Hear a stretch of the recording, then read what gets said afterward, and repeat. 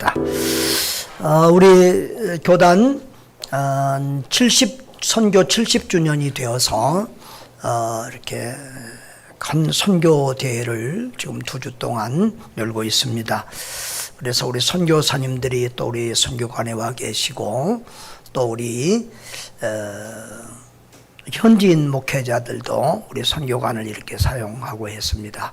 가장 먼저 온 팀이 우즈벡 팀이었는데 선교사님 부부가 현지인 3가정을 데리고 들어왔는데 그 우즈벡은 굉장히 박해가 심했던 곳입니다. 그 선교사님이 지지난주 수요일 날 설교를 했는데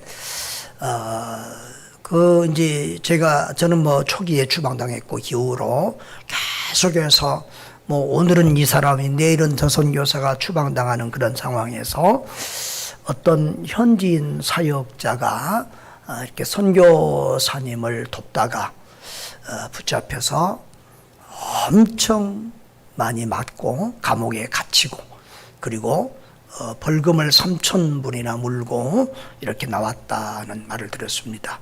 그 3,000불은 그 당시에 우즈벡 사람은 2년 동안을 남자가 벌어야 될 그런 돈이었습니다.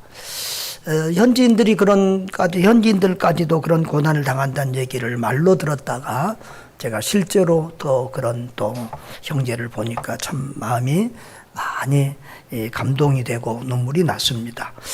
이번 우리 70년 선교대회에서도 이렇게 많은 프로그램이 있었는데 그 중에서 우리 밴드에 올려놨습니다. 여러분들이 자세히 보시면 좋겠는데 현지인 목회자들 몇 사람이 이렇게 시간마다 기도하는 순서가 있었습니다. 그런데 박해받는 그 우즈벡에서 온 그 형제의 기도 제목이 저에게 가장 감동이 됐습니다. 그 기도 제목을 제가 좀 한국 러시아 말 카라칼팍 그쪽 말로 하는데 한국어로 이렇게 번역이 돼서 띄워줬었는데요. 우리 같이 한번 읽어보도록 하겠습니다. 하늘에 계신 우리 아버지께 찬양과 영광이 있기를 원합니다. 우리에게 복음을 허락하시고 그 복음의 능력으로 우즈베키스탄과 카라칼팍에 증거되게 해주심에 감사드립니다. 예수님의 복음으로 우리들의 삶은 새로워졌으며 이제는 복음을 자랑하게 되었으며 더 많은 교회들이 세워지게 했음을 감사드립니다. 하나님의 손안에 있는 우리들에게도 다른 나라들처럼 어려움이 많이 왔습니다. 예수님을 믿는다는 이유로 많은 목회자들과 교인들이 감옥에 가야 했고 과도한 벌금을 냈으며 성경책을 땅속에 숨겨야 했으며 다양한 불이익을 당해야 했으며 우리의 형제들과 다른 나라에서 온 통역자들이 강제로 이 나라를 떠나야 했습니다. 그러나 우리가 믿는 한 가지는 이런 어려움은 하나님의 손안에서 이루어졌으며 결국에는 우리들의 믿음을 굳세게 하시려는 하나님의 계획을 믿었고 인내했는데 마침내 교회들을 순결하게 만드시는 하나님의 사랑이었음을 고백합니다. 오 하나님, 아직도 어려움은 끝나지 않았지만 우리를 붙드시는 하나님의 사랑의 손길은 더 굳셀 줄을 믿습니다. 이런 하나님을 신뢰하며 우즈벡과 카라칼팍의 모든 지방마다 마을마다 가족마다 이 복음을 전하여 그들도 구원받도록 먼저 믿는 우리들을 계속 사용하여 주옵소서. 여전한 감시와 단속의 위험이 있지만 성도들에게 굳센 믿음을 주시사 주님의 지상명령에 순종하는 교회가 되게 하소서.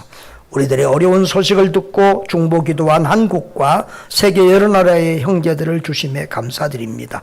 이제 우리도 전 세계의 어려움에 함께 중보할 수 있는 마음을 주옵소서. 예수님의 이름으로 기도드립니다. 아멘. 여러분, 교회는 처음부터 이렇게 박해와 순교자의 비위에 세워졌습니다. 우리 한국교회도 대동강에서 순교한 토마스 선교사의 순교로부터 수많은 순교자를 배출한 교회입니다.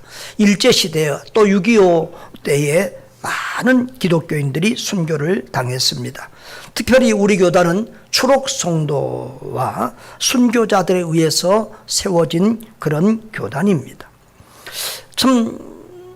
한 40년 전에 우리가 신학교 때에만 해도 이 순교자에 대한 기도와 메시지를 참 많이 들었던 것 같습니다. 그런데 요즘은 그런 순교자에 대한 메시지와 가르침을 듣기가 너무 어려워졌습니다.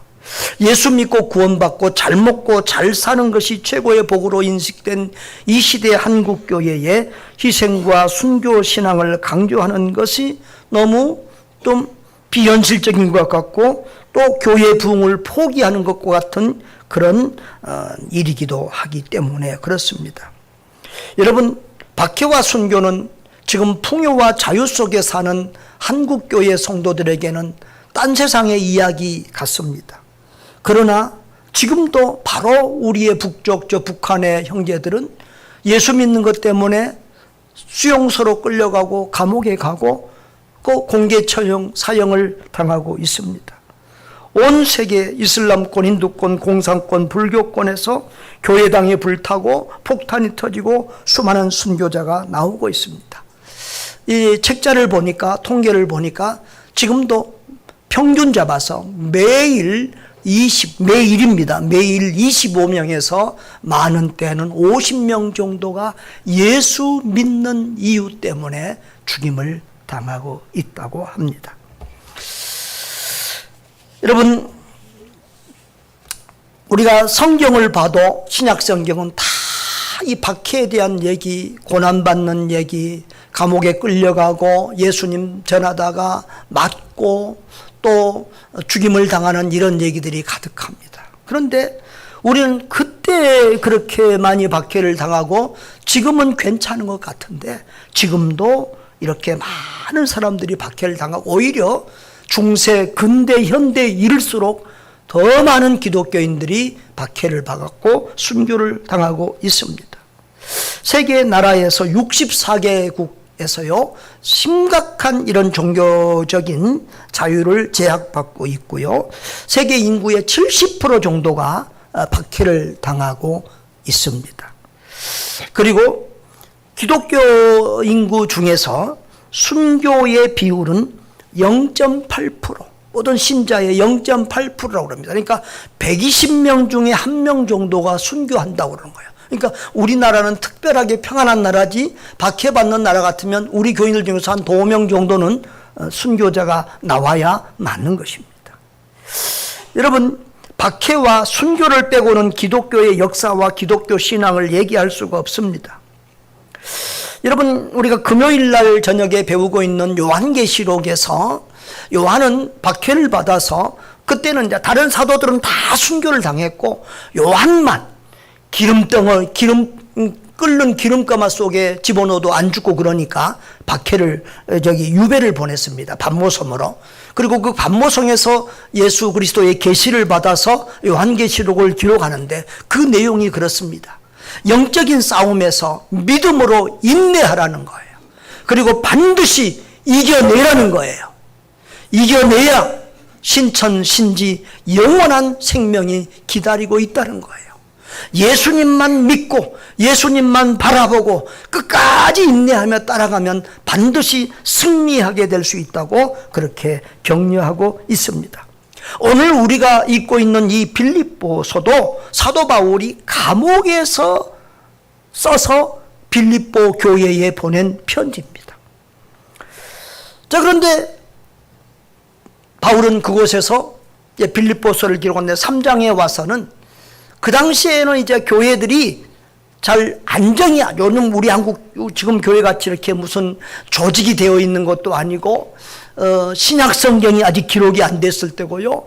교리나 신학적으로도 정립이 안 되기 때문에 많은 이단이나 잘못된 사람들이 와서 교회를 어지럽히는 경우가 많았습니다. 그래서 그런 자들에게 속지 않도록 바울이 권면을 하고 있습니다. 그런 사람들은 자기가 진짜인 것처럼 자기들의 또 권위를 내세우는 이런 자기 자랑을 많이 하는데 바울도 나도 그런 자랑하려면 진짜로 많다. 나는 이스라엘 사람 중에서 이스라엘 사람이고 난지 8일 만에 할례를 받았고 그리고 그 율법으로서 얼마나 율법에 정통하고 최고의 그런 종교인들이라고 하는 바리새파였고 그 중에서도 정말 그 율법 학자로서 또 아주 가장 열심히 있는 사람으로서 교회를 박해까지 했던 그런 전력을 가진 사람이다. 그러나 그런 세상의 자랑과 모든 것은 예수를 믿는데 오직 손해가 되고 방해가 되더라. 그래서 나는 그런 것들을 다 버렸다. 그것이 오히려 손해로 알고 그런 것들을 다 버리고 심지어는 그런 것들을 배설물처럼 여겼다. 그것이 예수를 따르는 데 방해가 되기 때문이다. 나는 그 모든 것을 버리고 모든 것을 포기하고 모든 것을 내려놓고 오직 예수 그리스도를 향하여 달려가고 있다. 그렇게 말을 합니다. 여러분, 그렇습니다. 우리는 반드시 인생을 살다 보면 때로는 잃은 것도 있고 얻은 것도 있습니다. 내가 이것을 잡고 있으면 이것을 놔야 또 다른 것을 잡을 수가 있는 것입니다. 우리가 가끔 제가 이제 쓰는 예화 중에 그 얘기가 있습니다. 사람들이 원숭이를 잡으려고 할 때 어떻게 이 주둥이가 가는 항아리 속 항아들을 나무 위에 달아놓는데 그 안에 바나나를 넣어놓는다고 그러죠. 그럼 원숭이가 바나나를 좋아하니까 손을 집어넣어서 바나나를 잡았는데 그때 사람이 달려와서 원숭이를 잡는다고 합니다. 어떻게 하면 도망갈 수 있죠? 놓고 가면 도망갈 수 있는데 욕심을 부리고 놓지 않다가 원숭이가 잡힌다는 거죠. 우리도 예수를 믿으려고 하면, 예수를 붙잡으려고 하면 세상 것을 놓아놓고 내려놓고 세상 사랑, 세상 욕심, 세상의 쾌락과 세상 즐거움들을 내려놔야 되는데, 포기해야 되는데, 버려야 되는데, 그것을 붙잡고 예수를 따른다고 하니까 예수를 제대로 믿지 못하고 그리스도의 참된 제자가 되지 못하는 것입니다. 여러분, 우리는 오늘 예수님 때문에 무엇을 얻었는가 보다도 무엇을 잊었는가, 무엇을 내려놓았는가, 무슨 손해를 보았는가, 이런 것을 살펴야 합니다. 여러분, 왜 세상 자랑, 세상 명예, 세상의 화려한 그런 이력이 오히려 예수 믿는데 방해가 되는 것일까요? 오늘도 그렇습니다. 우리의 옛날 자랑들이, 우리 보면 주변에도 자랑거리들이 많아요. 어떤 사람은 서울대 나왔다, 이대 나왔다, 뭐 몇 대째 신앙인이다, 순교자의 집안이다, 목사의 아들이다. 그래서 심지어는 우리 교단에는 성골, 진골 이런 얘기도 있습니다. 성골은 뭐냐 그러면 이제 몇 대째 신앙인데다가 이쪽도 아버지도 목사님이고 장인어른도 목사, 이게 성골입니다. 한쪽은 목사가 아니고 이름은 진골입니다. 하여튼 전부 다 이런, 그러니까 어떤 면에서 참 좋은 거예요. 우리 교단이 신앙의 계승을 잘하고 있는 거예요. 다른 어떤 교단보다도 이게 많아요. 그래서 거의 목회자들도 목회자 자녀가 많고 선교사들도 또 이렇게 목회자 자녀, 선교 자녀들이 많아요. 그래서 신앙의 계승을 잘하고 있는 그런 면에서는 좋은데 그런 것들이 자랑이 되고 그런 것들이 문제가 되는 경우가 있어요. 얼마 전에도 목사님 자녀분 중에 한 분 선교사님이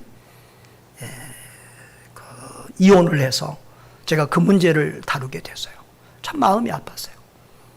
어떤 분들은 전화해서 목사님, 그분 목사님 아들인데 좀 봐줍시다, 그런 얘기도 하고. 그런데 그 사모님은 서울대 나오고 유명한 화가예요. 그 선교사님 전화해서 그래요. 서울대 유명한 화가 저한테는 아무 의미 없습니다. 몇십 년 같이 사느라고 너무너무 힘들었습니다.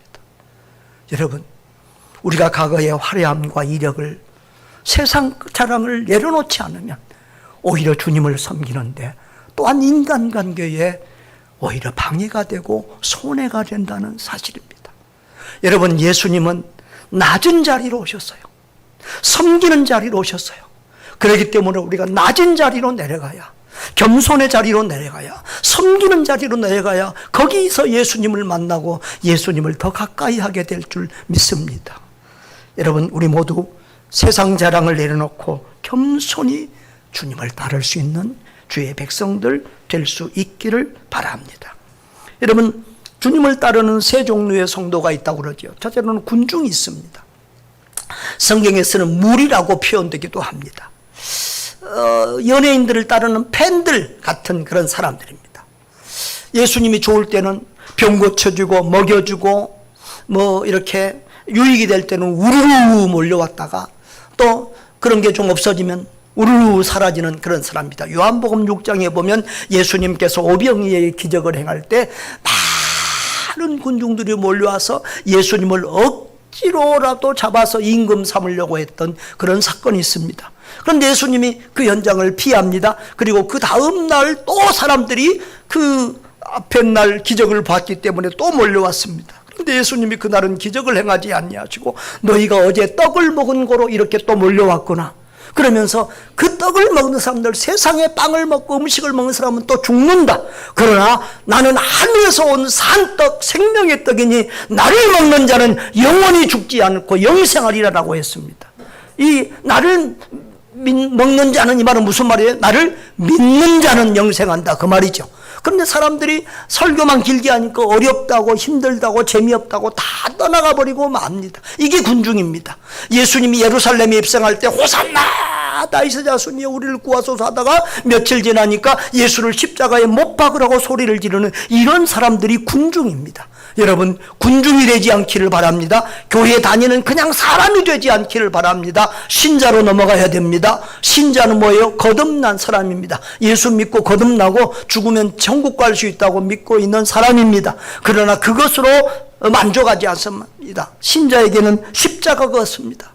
예수님 때문에 구원은 받았는데, 예수님 때문에 복을 받고 사는데, 예수님을 위해서 고난받거나 희생하거나 손해보거나 하지 않는 사람을 우리가 신자라고 할 수가 있겠습니다. 여러분, 그 다음 단계로 제자가 있습니다. 제자는 예수님을 위해서 무언가 손해보고 희생하고 자기 십자가를 지고 주님 앞에 헌신하는 사람입니다. 마태복음 16장 24절에서 예수님은 제자들에게 나를 따라오려거든 그랬는데, 나를 따라오려거든 이 말은 나의 제자가 되려거든 그 말이죠. 자기를 부인하고 자기를 내려놓으라고 그래요. 포기하라는 거예요. 나는 자기가 죽어야 된다는 거예요. 그리고 자기 십자가, 자기 사명, 자기 십자가를 지고 나를 따를 것이라고 주님은 그렇게 말씀하고 있습니다. 여러분, 세상 것과 예수를 함께 취하는 자는 마치 우상 숭배자나 이방 신앙인과 비슷합니다. 여러분, 구약의 유대인들이 우상 숭배하다가 하나님께 매를 맞고 이렇게 나라가 멸망하는 경우를 보게 됩니다. 그런데 여러분, 착각하면 안 됩니다. 그 유대인들이, 그 구약의 성도들이 하나님을 완전히 배제하고 끊고 다른 신을 섬긴 것이 아닙니다. 하나님도 섬기면서 바알과 아세라와 몰록과 다른 신들을 섬기는 것입니다. 여러분, 우상들 중에는요, 어떤 신은요, 그리스의 이런 신들도 여러 가지입니다. 예? 포세이돈 같은 것은 바다를 다스리는 신이고요, 아테네 여신은 지혜의 신이고요, 또 아프로디테는 이렇게 미의 신 비너스, 그러니까 로마에서는 비너스라고 그러는데 그런 신들이 있습니다. 그런 것처럼 어떤 신들은 농사를 잘 되게 하고, 어떤 신들은 비를 내리고, 어떤 신은 업을 잘 되게 하고, 어떤 신은 병을 고치고, 어떤 신은 비를 내리고, 이런 여러 우상들이 있습니다. 그런 것들을 이 하나님을 믿는 여호와 하나님을 믿는 신앙에 그 우상들을 겸하여 더 플러스해서 우상을 섬겼던 것입니다. 그것 때문에 이스라엘은 징계를 받고 많았습니다. 여러분, 이스라엘 인도에 가면 신이 수백 수억입니다. 거기 가서 예수님 믿으라고 그러면 다 믿는다고 그럽니다. 영접기도 합니다. 우리는 굉장히 업돼가지고 와 예수 믿는다고 그러는데, 그 사람들은요, 많은 신에다가 예수 신 하나 더 붙인 겁니다. 신이 많을수록 좋다고. 어떤 신이 무슨 복을 줄지 모르니까 그렇게 덧붙이는 것이지, 그 사람들에게 자기 신을 버리고 예수를 믿는 것이 아닙니다. 여러분, 우리가 예수를 믿으면서 우리가 누리는 것 다 누리고 세상 것 다 가지고 거기 플러스해서, 신앙을 플러스해서 그렇게 사는 성도가 많습니다. 이것은 참된 신앙이 아니라는 것입니다. 여러분, 또한 예수님 때문에 구원받고 복만 받은 사람은 주님 앞에 서는 날 받을 상이 없습니다. 여러분, 주님 앞에서는 내가 주님 때문에 무슨 복을 받았느냐가 드러나는 것이 아니라 주님 때문에 무엇을 버렸느냐, 손해를 보았느냐가 드러나는 것입니다. 여러분, 제가 신학교를 처음 이렇게 다니면서 주기철 목사님의 순교에 대한 책을 읽었습니다. 그 주기철 목사님이 고난받으면서 그 순교자의 길을 가두면서 한 기도가 있습니다. 고백이 있습니다. 내가 주님 때문에 지금 영광을 받고 주님 때문에 달콤한 잔을 먹고 사는데 내가 주님의 이 쓴 잔은 고난의 잔을 피하면 주님이 나에게 너는 내가 쓴 달콤한 잔은 다 받아 마시고 내가 너에게 준 쓴 잔 고난의 잔은 어찌했느냐고 물으면 내가 무슨 말로 대답할 말이 있겠습니까? 하면서 그렇게 순교자의 길을 걸어갔던 것입니다. 여러분, 주님 때문에 받은 희생과 고난이 있습니까? 요즘은 세상 쾌락과 물질 욕심을 이기지 못하는 성도가 너무 많습니다. 이번 주에 그 기독교 방송을 보니까 어떤 목사님이 그런 얘기를 하더라고요. 물질이 많은 사람은 큰 고민이 있고 물질이 적은 사람은 작은 고민이 있대요. 그 말이 맞은 것 같아요. 여러분, 물질이 적은 것은 불편한 것이지 불행한 것은 아니거든요. 그러나 예수님이 없는 사람은 이 땅에서도 불행하고 천국에서도 영원히 불행하고 고통받는 사람이 되는 줄 믿습니다. 여러분, 주님 때문에 포기하거나 희생한 사람이 없는 사람은 주님 앞에 서는 날 부끄러운 구원을 받게 될 것입니다. 마치 십자가상의 한편 강도처럼 말입니다. 여러분, 예수님 때문에 손해본 것이 없는 사람은 예수를 따르는 참 제자가 아닙니다. 여러분, 우리는 예수님을 위하여 내가 잃은 것이 무엇인지, 버린 것이 무엇인지, 손해본 것이 무엇인지를 헤아려 보는 이 한 주간이 되기를 바랍니다. 찬송가 94장이 아주 오늘 본문의 말씀을 잘 표현하고 있는데요. 우리 이따 설교 후에 부를 거거든요. 자, 우리 1절만 한번 불러볼까요?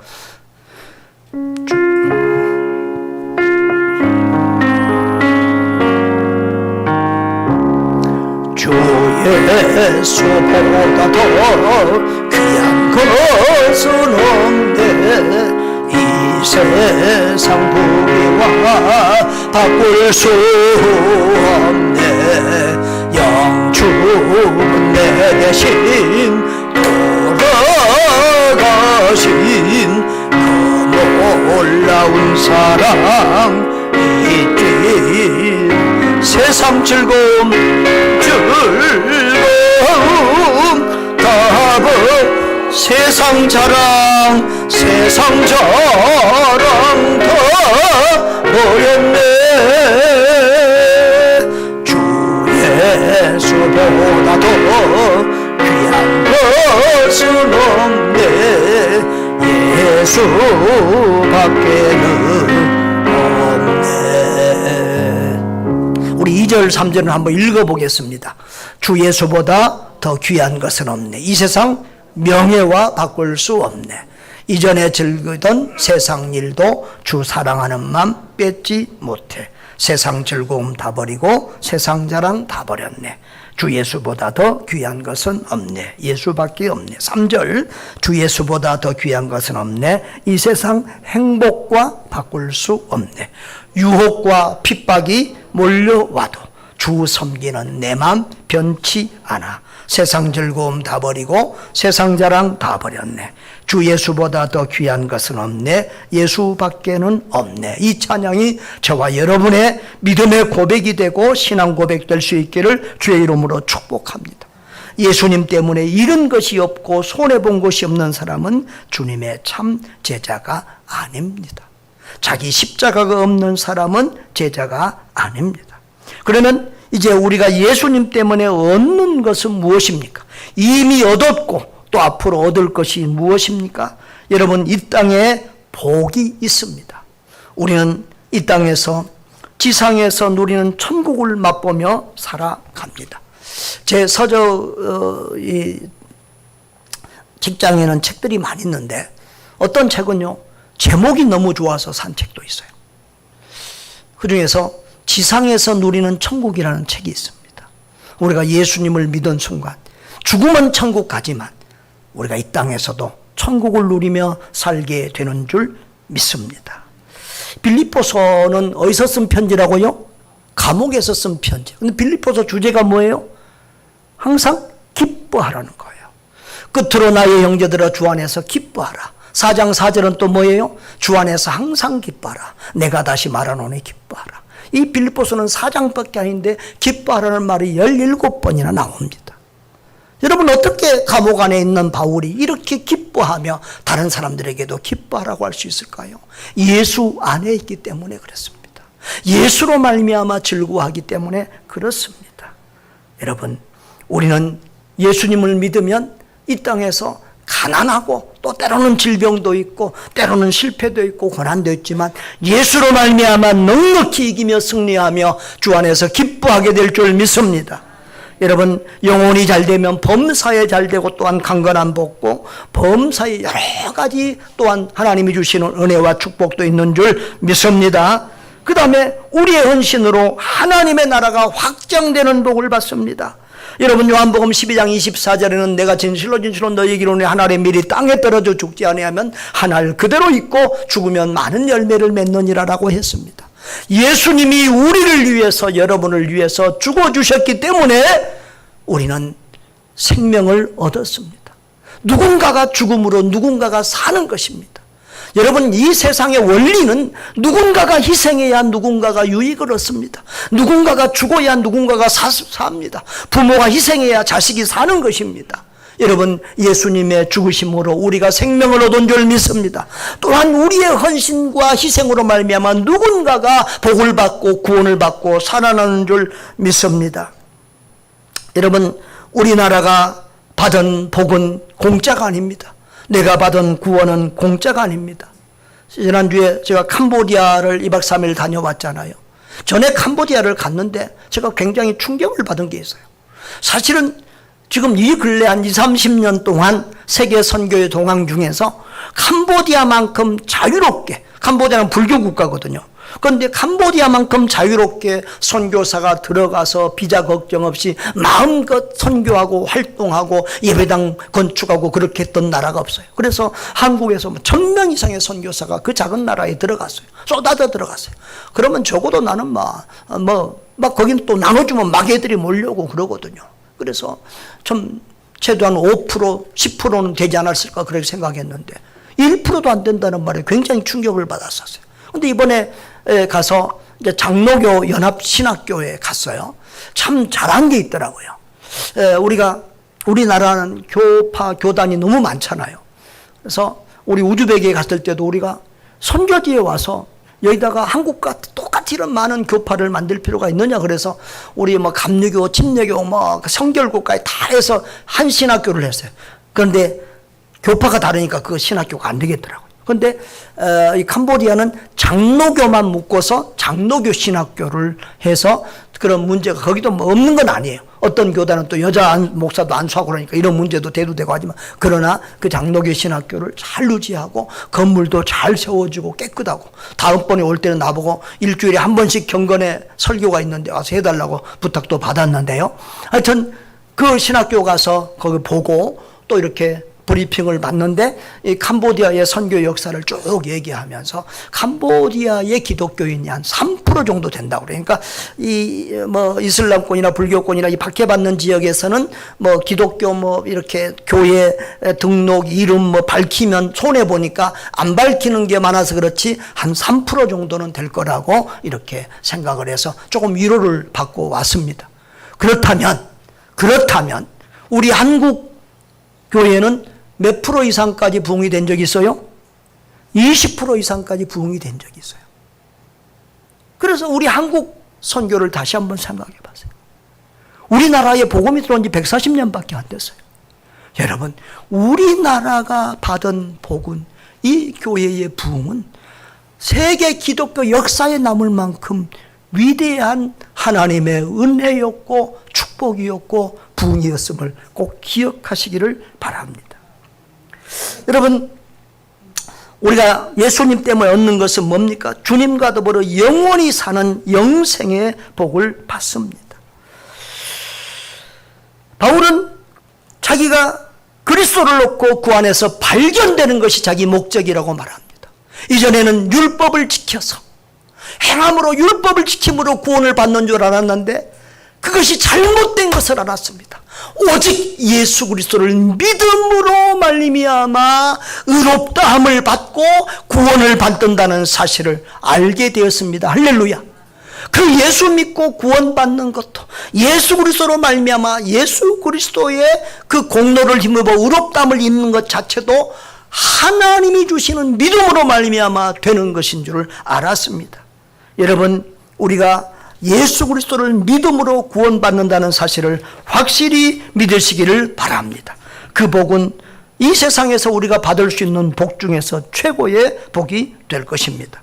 또한 충성에 따르는, 예수님을 믿는 데 있어서 충성에 따르는 영원한 상급이 있습니다. 사도 바울은 자기가 이미 얻었담도 아니요 이롭담 내가 그리스도께 잡히려 된 그것을 잡으려고 달려가더라. 주님이 주신 사명을 따라 달려가고 하늘의 상급을 따라서 달려가는데요, 14절에는 이렇게 말하고 있습니다. 표대를 향하여 그리스도 예수 안에서 하나님이 위에서 부르신 부름의 상을 위하여 달려가노라. 아멘. 여러분, 우리가 이 땅에서도 우리가 인생을 살지만 다 사람들이 앞서가고 뒤서가고 이러는 것처럼 천국에서도 상급이 있습니다. 상급이 있습니다. 우리 구원받은 이후에 우리의 모든 헌신은 하늘의 상급과 관련이 있는 것입니다. 너희의 행위에는 상급이 있습니다. 여러분, 우리가 어린 소자에게 냉수 한 그릇 대접한 것도 하늘의 상을 잃지 않는다고 했습니다.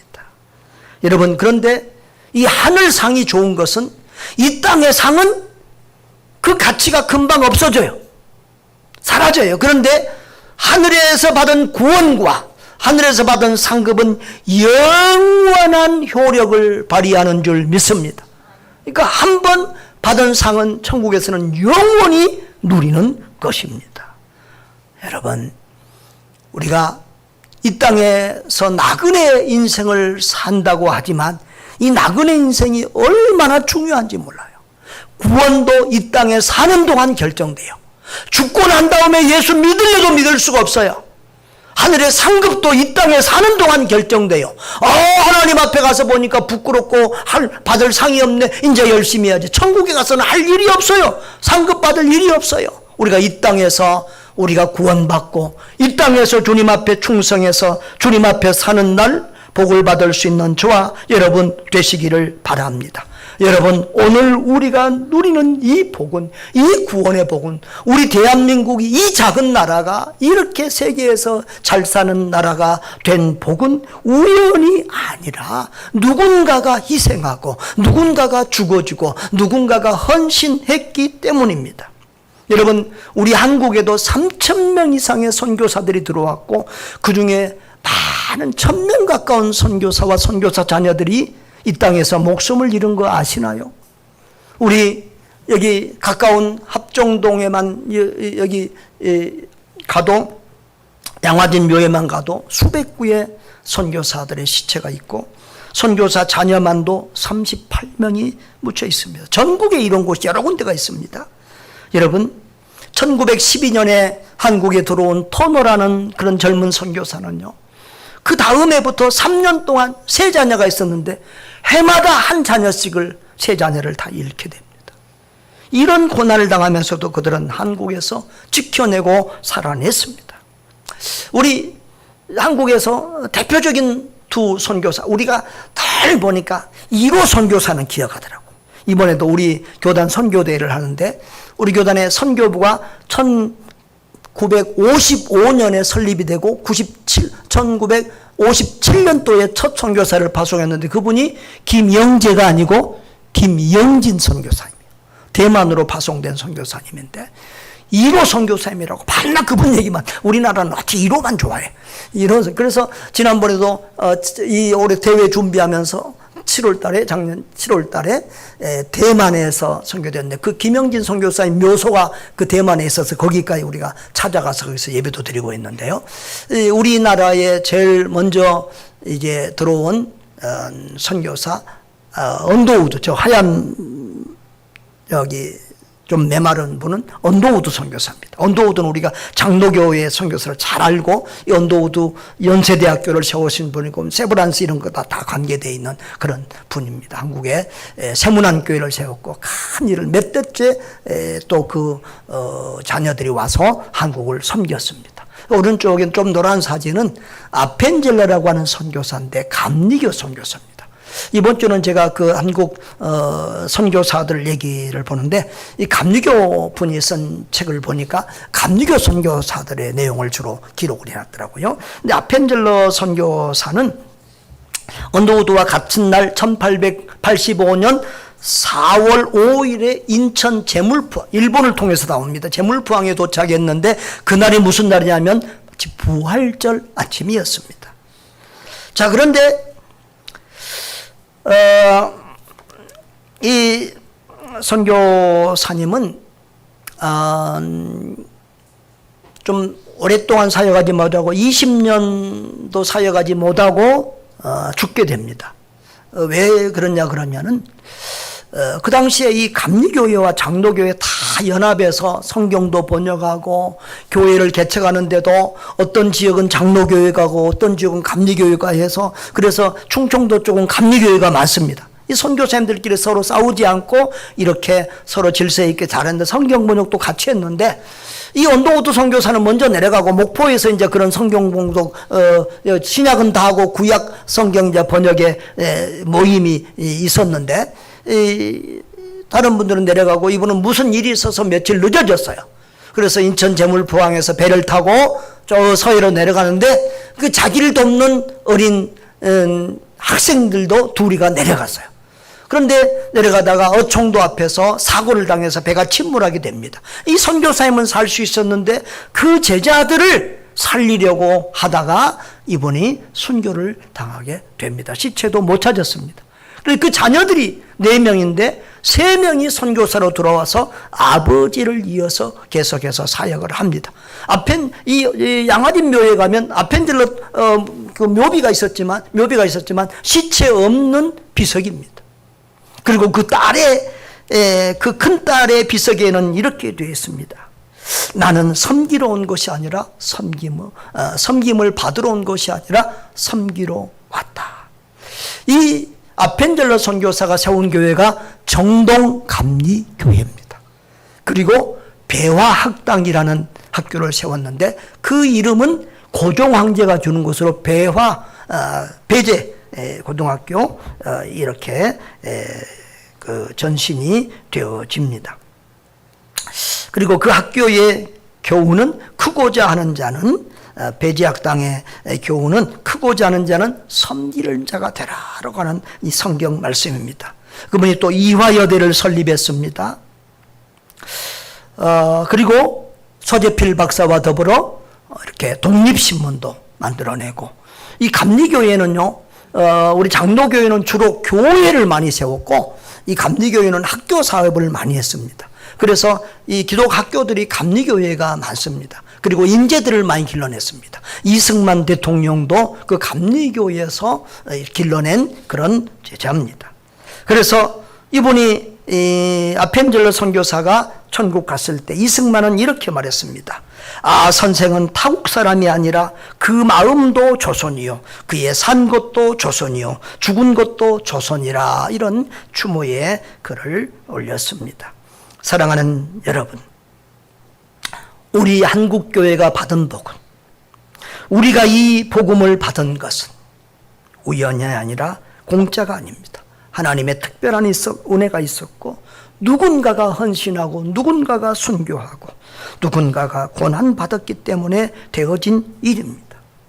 여러분, 하늘에 미리 이 땅에 죽어서 썩어졌기 때문에 오늘 우리가 생명을 얻고 그 열매를 누리고 있는 것입니다. 저와 여러분은 어떻습니까? 예수님을 위해 누군가를 돕고 살리기 위해서 무엇을 잃고 무엇을 버리고 무슨 손해를 보고 있습니까? 주님 앞에 서는 날 주님은 우리에게 너 나 때문에 무엇을 얻었느냐, 무슨 복을 받았느냐, 그것 가지고 우리를 물어보지 않을 것입니다. 너는 나 때문에 어떤 손해를 보았느냐, 너는 나 때문에 무엇을 버렸느냐라고 물을 것입니다. 주님 앞에 서는 날 잘했다 칭찬받는 주의 백성들 되시기를 주님의 이름으로 축원합니다.